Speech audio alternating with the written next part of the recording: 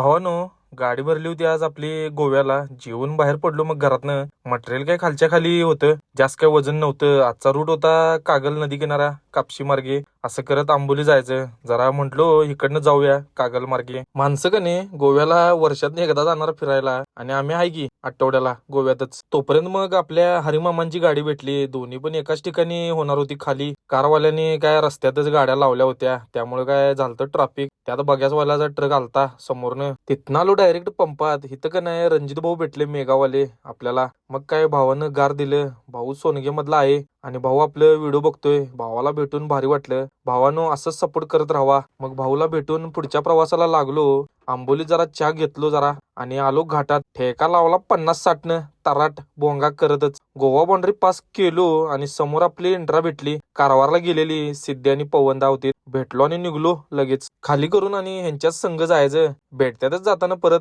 आपल्याला काय मापसाच्या अगोदर धारगळला खाली होणार होती. आलो लगेच आणि खाली करून बाहेर पडलो. लगेच डायरेक्ट आलो हमीदवाडापाशी. इथं भेटलीत की आत्ता काय जेवून जायचं. भावांसंग जेवलो तिथं. वेळ झालता खरं मिळालं जेवण. मग बाहेर पडलो. बकेट भरून आलतीत बाई. मग भावाला मारलो साईड आणि लावली पुढं. डायरेक्ट आलो तावडेटेला. भावानो, व्लॉग कसा झाला जरा कमेंट करून सांगा, आणि तुमच्या भावाला फॉलो तेवढं करून जावा जाता जाता.